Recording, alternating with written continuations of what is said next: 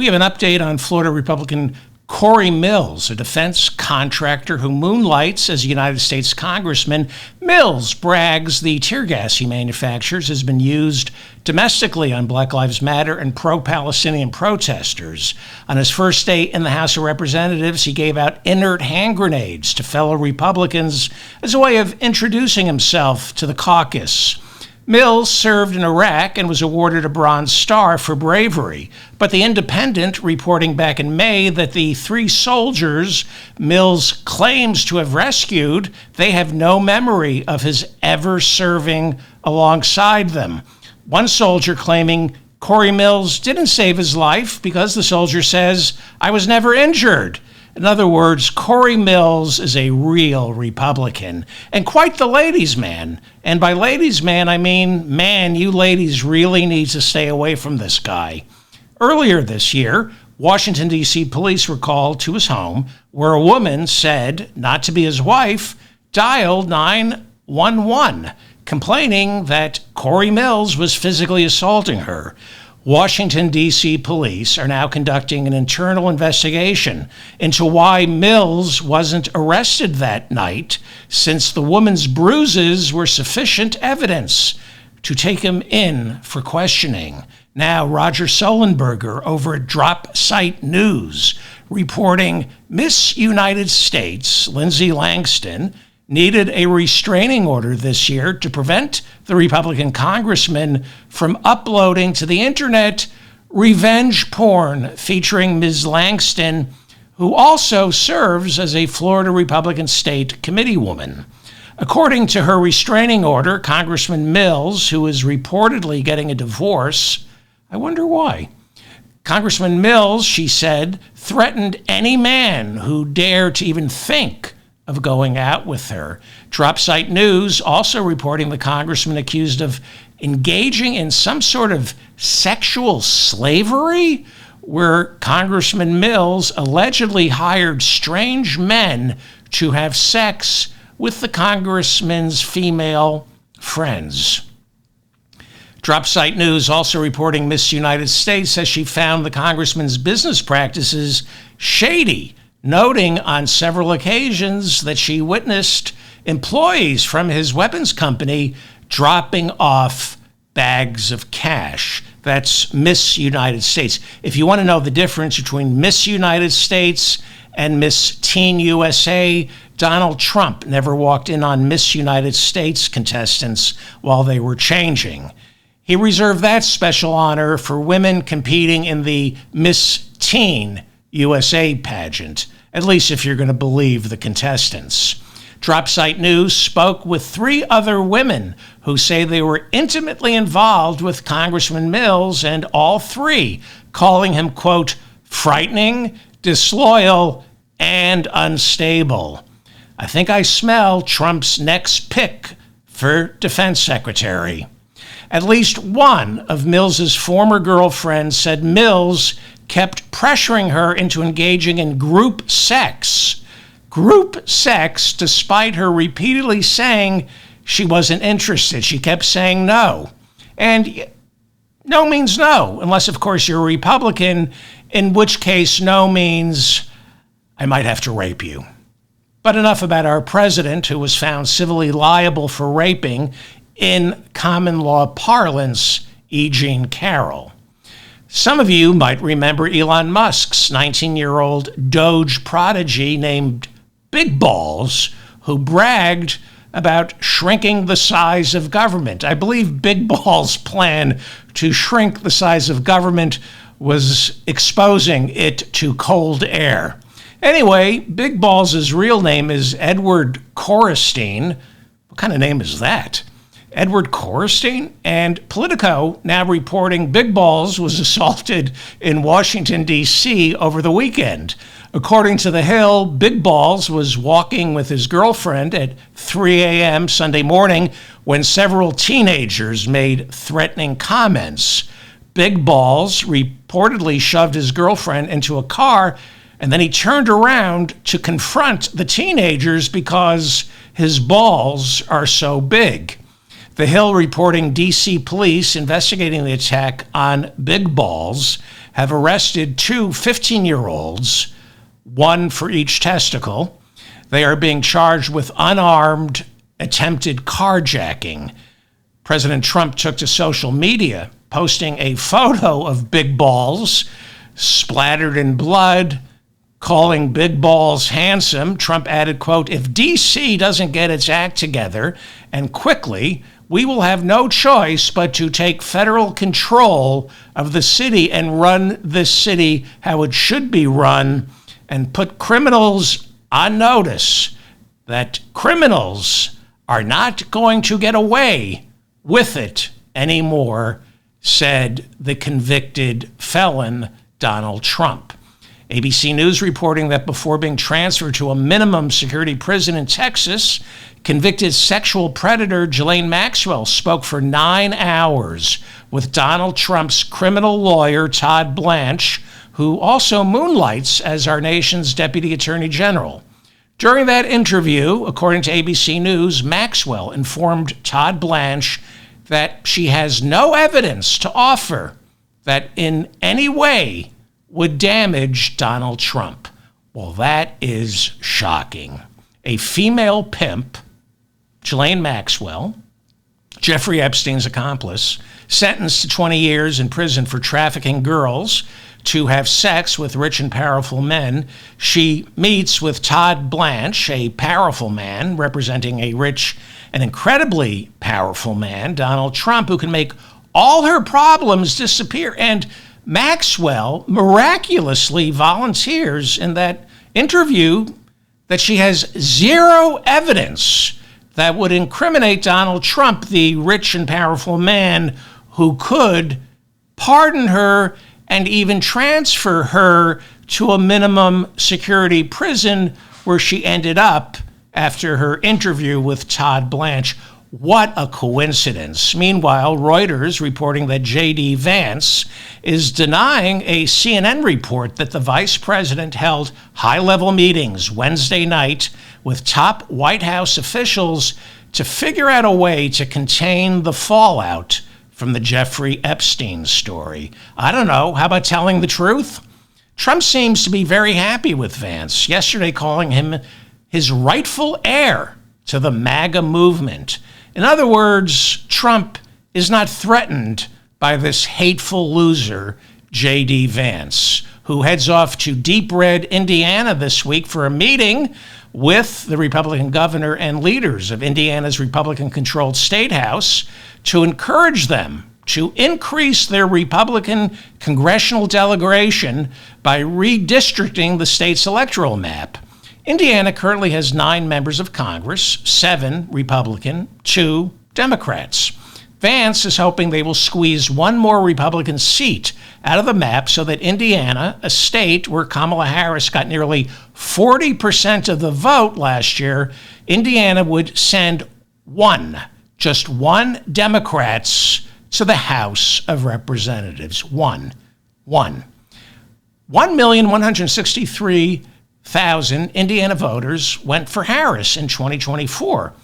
And if Vance succeeds, those voters would get one member of Congress. 1,720,000 voted for Trump in Indiana. They would get 8 members of Congress. Is that the proportional representation our founding fathers envisioned when they designed the House of Representatives? Yes, Indiana has become deep red. The last time a Democrat won Indiana was Obama in 2008. But Joe Donnelly was the Democratic senator from Indiana until as recently as January 3rd, 2019. So while Indiana is deep red, there are still Democrats living there who deserve representation. Yet Trump, Vance, and of course Mike Johnson are pushing Indiana Republicans to gerrymander the map so that just one member of Congress representing Indiana would be a Democrat. Obviously, democratically controlled states are going to respond in kind. More on that in a second. According to The Economist, if a full-bore map war broke out, Democrats theoretically could create 35 new congressional districts, while Republicans could create 34. In other words, democratically controlled states have 35 congressional districts Trump won last year that could be redrawn to dilute the Republican vote and create solid blue congressional districts. Republicans have 34 of these districts. If both parties decide to go all in on rewriting their maps, what we end up with is mutually assured destruction, leaving the math pretty much the same as it would be if both sides left the maps alone. If this redistricting goes nuclear, maybe Democrats would be left standing with one extra blue congressional district. But they need 3 to take back the House. New York Governor Kathy Hochul yesterday wrote a piece in the Houston Chronicle entitled, "I'm the Governor of New York, Redistricting is a Legal Insurrection." A legal insurrection. Governor Hochul warned Texas that if you go ahead with plans to create 5 new Republican congressional seats, her democratically controlled state, New York, will rewrite its map to create 5 new Democratic congressional districts. Governor Hochul wrote, quote, "Up until now, Democrats have treated our political system like it's still governed by norms, guarded by limits, and rooted in fairness. Rules were meant to be followed. It hurts to say it, but that era has come to an end," unquote. We now have organizations like Common Cause and Obama's Attorney General, Eric Holder, who have long opposed partisan gerrymandering, now saying they're being forced to reconsider their positions, as Republicans seem determined to essentially steal next year's midterms by stacking the deck with carefully drawn maps favoring their candidates. House Republican Don Bacon represents Nebraska's 2nd Congressional District, which includes Omaha. He's retiring to pursue his lifelong dream of becoming the world's most famous Lake Wałęsa impersonator. He looks exactly like Lake Wałęsa. Well, anyway, many think his congressional seat can be flipped blue, especially because that district voted for Kamala Harris last year. Nebraska is not a winner-take-all state in our electoral college, which means Nebraska delivered 1 vote for Harris from that 2nd congressional district. A lot of money is going to be spent on that congressional race. Bacon, a Republican who's had enough of Trump and is heading for the exits, now saying he's heard rumblings the Nebraska legislature is being pressured into redrawing his 2nd congressional district to make it more favorable for a Republican candidate. Now, you might remember last year the Trump campaign was pressuring the Nebraska governor and state legislature to change Nebraska to a winner-take-all in the Electoral College. That was in an attempt to deny Harris that 1 electoral vote. Maine, the other state that's not winner-take-all, threatened to rewrite their maps if Nebraska rewrote their Electoral College maps, and they would thereby deprive Trump of the 1 electoral vote he expected to win in Maine. Nebraska Republicans last year refused to cave into pressure from the Trump campaign. They left their Electoral College map alone. But now Donald Trump is president. This is a president right now threatening to withhold FEMA funds to any state he doesn't deem friendly enough to Israel. So who knows what kind of pressure he might apply on Nebraska Republicans. The Texas legislature convened a special session to finalize their new maps, but they need a quorum in order to vote. And that is why Democrats hightailed it out of the state, making it impossible for Republicans to do the people's business, which, if you're a Republican, is working to deny nearly half their state equal representation in Congress. Texas Governor Greg Abbott issued an arrest warrant for these missing legislators and demanded they return to Texas and surrender voting rights for Democrats. The Texas Tribune reporting Abbott asked his state's Republican-controlled Supreme Court Tuesday to remove State House Democratic Caucus Chair Gene Wu from office and order a special election to replace him after Wu led Democrats out of the state. So the legislature wouldn't have the necessary quorum to vote on these new congressional maps. Some of those Democrats are hiding out in a Chicago hotel that had to be evacuated Wednesday after someone phoned in a bomb scare to smoke these recalcitrant lawmakers out of their hiding places. Chicago police found no bomb, and the Texas Democrats say they are determined to stay in Chicago until Republicans back home decide to drop these redistricting plans. The Texas Tribune reporting that Beto O'Rourke, a former Texas congressman as well as candidate for Senate, governor, and president, Beto O'Rourke used his Powered by People super PAC to pick up the tab for flying, feeding, and housing these missing Democrats. The Tribune also reporting Texas Attorney General and serial adulterer Ken Paxton, who's running for Senate next year. Ken Paxton announced he's launched a criminal investigation into Beto O'Rourke and his Powered by People super PAC to see if they broke any laws by paying, essentially, to shut down the Texas state legislature. Why are Republicans trying to rewrite Texas's congressional maps? Texas currently has 38 House members, and under its current map, only 25 are Republican and 13 are Democrat. That's 13 too many Democrats as far as Republicans are concerned. How dare Democrats try to represent the people of Texas? Who do they think they are? Lyndon Johnson? Under this new map, if it passes, as many as 30 of Texas's 38 seats would be filled by Republicans. That's 5 more congressional seats. This new map is designed to water down voting power belonging to blacks and Hispanics in and around Austin, Houston, and Dallas. It could jeopardize seats currently held by Democrats Greg Casar, Lloyd Doggett, Vicente Gonzalez, Al Green, and Julie Johnson, plus Henry Cuellar, who is a Democrat, so he claims. He's really a Republican. Cuellar is pro-life, but he's really a Republican because Cuellar has been indicted on charges of accepting hundreds of thousands of dollars in bribes from an Azerbaijani oil company and a Mexican bank.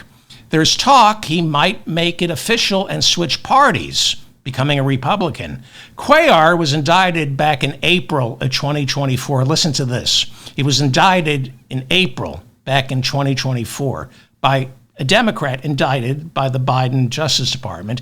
Punchbowl News reported in February that right after Trump was inaugurated, border czar Tom Homan reached out to Cuellar and wanted to talk to him. Punchbowl reports, quote, when asked whether Cuellar or his defense attorneys have spoken to Trump administration officials about his criminal case, the Texas Democrat insisted that has nothing to do with it. Nothing at all. Sure it doesn't. You might remember New York Mayor Eric Adams met with border czar Tom Homan and then agreed to cooperate with ICE.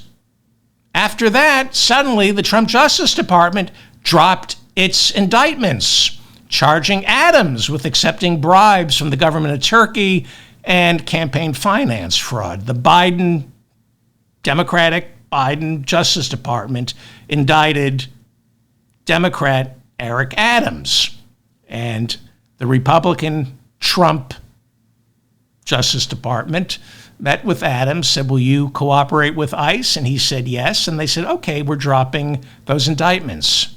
As Cuellar's indictment languishes inside the Trump Justice Department, what are the odds Cuellar will announce he's now a Republican and then his indictments will miraculously disappear. I'd say pretty good. What do you think? Leave a comment.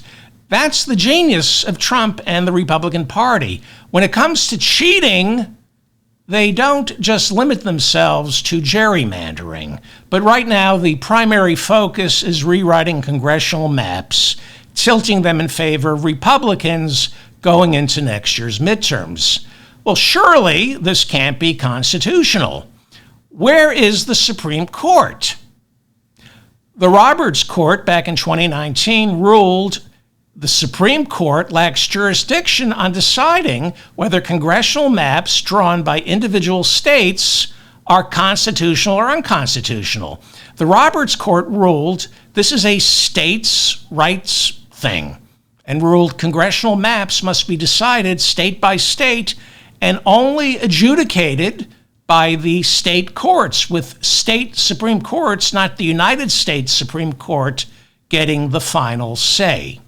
In other words, after Texas redraws their maps and the Republican-controlled Texas Supreme Court upholds the constitutionality of these redrawn maps, that state Supreme Court will be the final word on this matter, with our nation's Supreme Court refusing to hear an appeal. It isn't just Texas trying to cheat American voters out of representation in our House of Representatives. Any deep red state with Republicans having both a veto-proof majority in their state house and a majority on their state Supreme Court is free to redraw congressional maps favoring Republican House candidates, and there's nothing in the way of federal protections to stop them. Republicans are desperately trying to squeeze as many red congressional districts out of their maps because Mike Johnson is Speaker by virtue of the fact that Republicans hold a majority in the House of Representatives, but it's only a 3-seat majority. For the 2026 midterms, Democrats only need to flip 3 districts blue, then they gain control of the House, and Democrat Hakeem Jeffries becomes Speaker. Should that happen, Trump's presidency comes to an end, and so do his ambitions for a 3rd term. What are the chances of Democrats winning back the House? Because that's what all this map making is about. The House of Representatives, not the Senate. This has zero effect on control of the Senate because Republicans cannot redraw the map to create more Senate seats. They can, however, prevent more Democratic Senate seats, and they're doing that by fighting statehood for Washington, D.C., which would most assuredly add 2 safe Democratic Senate seats to the mix. But that's for another show. Historically, the party of the president loses roughly 25 seats in the midterms. Our last midterms were in 2022. Biden was president, and while Democrats ended up losing control of the House, that big red wave never materialized, with Democrats losing fewer than 10 seats. So that terrified Republicans. They realized they better start rewriting the maps to create more reliably red congressional districts if they want to keep control of the House after the 2026 midterms. As I just said, Trump is terrified of Democrats controlling the House for many reasons. It won't just end his presidency, it will cripple him as Democratic committee chairs fill the investigatory vacuum left by a Justice Department wholly subservient to Trump's criminal, financial, and emotional needs. What we're witnessing right now in the lead up to the midterms is a full court press to keep control of the House, and that means we can expect heavily red states like Florida, Indiana, Missouri, and maybe even North Carolina to start redrawing their congressional maps, not just in the hopes of preserving, but building upon the Republican Party's razor-slim majority in the House of Representatives. Again, this has nothing to do with the Senate. This is all about the House of Representatives. Missouri Senate President Pro Tem Cindy O'Laughlin, Republican, now saying she expects to follow Texas's lead and begin redrawing her state's congressional maps. Missouri Republicans currently hold a 2/3 majority in the state house, so there's little doubt they could force a new map, especially with the Republican governor. Reportedly, they want to dilute Missouri's heavily black 5th district, currently held by Democrat Emanuel Cleaver. Republicans want to integrate all these congressional districts. That's the only integration they're for. They don't want to integrate our public schools. But when it comes to voting, they have no problem creating the illusion that black and white people live harmoniously with each other. But when it comes to our public schools, good luck finding a racially mixed classroom, especially in Missouri. You know, an argument could be made, and it has been made, that our public schools are more segregated today than they were before Brown v. Board of Education.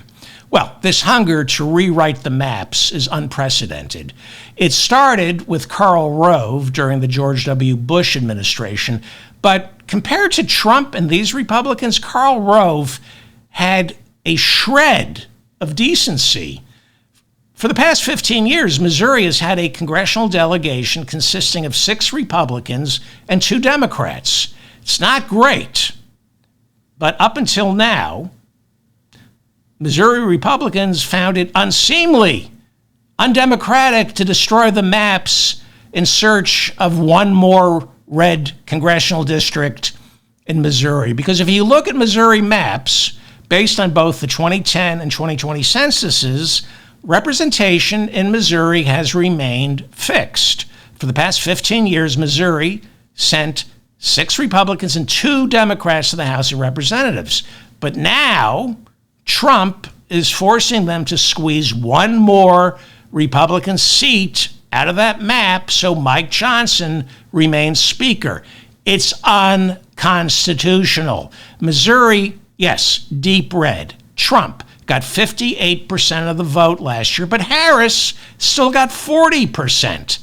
Democrats deserve representation inside the House of Representatives, which is the people's house, the one branch of government that's supposed to be the main line from citizens to Washington, D.C. If Republicans get their way, Democrats in Missouri would have no representation in the House, even though Harris got 40% of the vote in their state last year. Mathematically, Democrats in Missouri should have at the very least, they should have 3 members of the House, not the 2 they already have. And if Republicans in Missouri get their way with these new maps, they would have no members of Congress. This is where the nation's Supreme Court has abdicated its responsibility, leaving it to the states, because that benefits the Republicans who make up a 6-3 majority on the Supreme Court. Republicans favor states' rights, but only when it benefits them. Ohio Republicans are also planning to redraw their congressional map this fall. Ohio sends 15 representatives to the House of Representatives. Right now, 10 Republicans, 5 Democrats. No doubt they will attempt to redraw the maps and dilute the heavily black congressional districts in and around Cleveland, Warrensville Heights, Youngstown, Dayton, Akron, and Columbus. And this brings me to another problem. Congressional maps are only supposed to be redrawn every 10 years, right after the census. But thanks to Republicans aggressively gerrymandering these maps, especially since Trump's first term, these maps now are constantly getting rewritten. And now, since the 2019 Supreme Court ruled that only the state Supreme Courts can adjudicate congressional maps, races for state Supreme Courts have become highly politicized knife fights because the party that holds the majority on the state Supreme Court becomes the final arbiter as to whether or not these newly redrawn maps are constitutional. It's why $100 million were spent this year on a race for just one seat on Wisconsin's Supreme Court. $100 million to elect one judge on Wisconsin's Supreme Court this year. It's the most expensive court race in American history. Democrats ended up keeping control of the Wisconsin Supreme Court, electing Susan Crawford, thereby making it impossible for Wisconsin Republicans to even think of rewriting their maps this year. Wisconsin this year has a Democratic governor, but both their state assembly and Senate are controlled by Republicans. Now, they don't have a veto-proof majority, so a Democratic governor could veto their new maps. The Democratic governor this year is Tony Evers, so he could veto. They're not going to rewrite maps in Wisconsin this year, but he's not running for re-election next year. It's an open seat, which means the race for governor of Wisconsin next year could result in Republicans controlling the state house and the governor's office, which means the state house could redraw the maps, the Republican governor won't veto it, and the only thing preventing Republicans from rewriting the maps, creating new Republican congressional seats in Wisconsin, will be that one Democratic seat on the Supreme Court that was won this spring. That's why $100 million was spent on one Supreme Court race. $100 million. And these Supreme Court races are only going to get more and more expensive. Gerrymandering is big business, turning normally quiet races for state Supreme Court into expensive street fights where in order to win, you need to bring way more than just a knife. So, the rewriting of congressional maps is not just about Republicans trying to steal the House of Representatives. That's part of it, but it's also a result of the commodification of elective office. According to Open Secrets, close to $15 billion was spent by candidates running for political office in 2025. In America, $15 billion. Politics is an industry. The profit margins for radio and TV stations skyrocket with the approaching election cycle.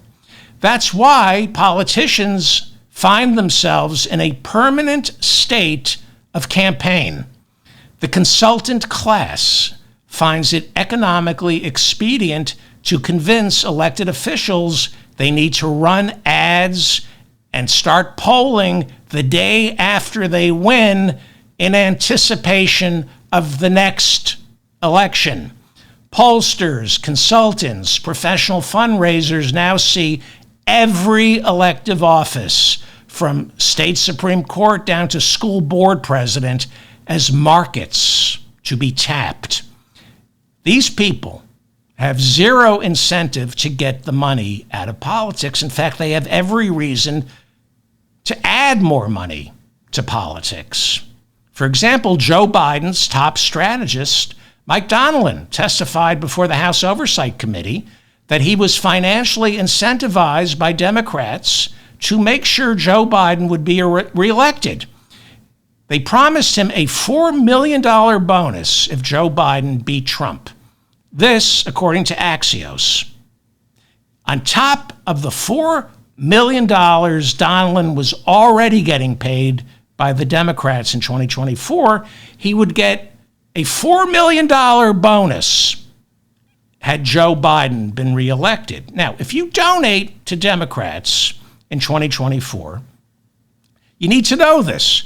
They paid Joe Biden's chief political strategist $4 million in 1 year with the promise of a $4 million bonus if Joe Biden won. In other words, 4 million in 1 year wasn't good enough for this guy.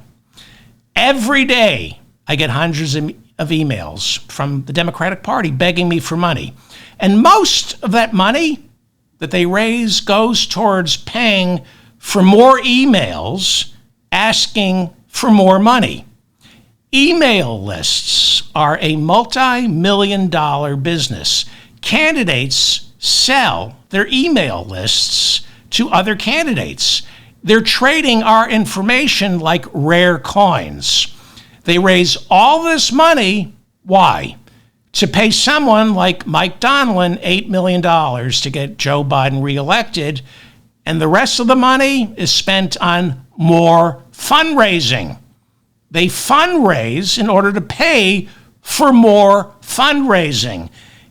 It costs money to raise money.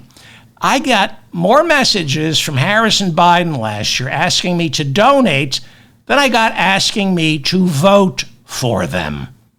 The Nation magazine reporting that the party, the Democratic Party, just spent $20 million on an autopsy to determine what went wrong in 2024. But there were guardrails on that autopsy, and the people conducting the autopsy were forbidden from considering what Biden and Harris did wrong. In other words, we want to know the cause of death except for the thing that actually killed the patient.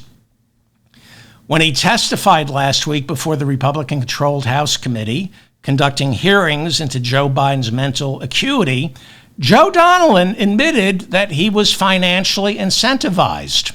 Republicans called Donilon to testify to prove Joe Biden surrounded himself with mercenaries who had a financial self-interest in keeping Biden in the race, despite his cognitive skills going into, some would say, rapid decline. Donilon testified last week that he fought for Joe Biden to stay in the race last year and insisted last week under oath that even after Biden's disastrous debate performance, he had not lost a step. So, what do you think? Leave a comment. As Biden's chief strategist, Donilon's $4 million bonus was specifically tied to Joe Biden, not Kamala Harris, winning. No other Democrat. He didn't get the $4 million bonus of any other Democrat than Joe Biden won. Do you think Donilon was blinded by the money waved in his face? Do you think he looked at Joe Biden, thought of the extra $4 million and thought, Joe's perfectly fine? By the way, you know where Donilon is these days? He's now a resident fellow at Harvard's Kennedy School of Government. You know, Donald Trump is the most dangerous president we've ever had. But these neoliberals who run the Democratic Party and Harvard, they created the conditions for somebody like Donald Trump. I'm David Feldman, reminding you to stay strong and protect the weak. Please like this episode so I remain in your feed. Thank you to Mila and Bob in the chat room for keeping the conversation civil. I read all your comments, and some of you didn't like yesterday's show. I kind of decided to take a vacation and do a show at the same time. I read all your comments. Please share this episode. Please subscribe to my newsletter and my channel.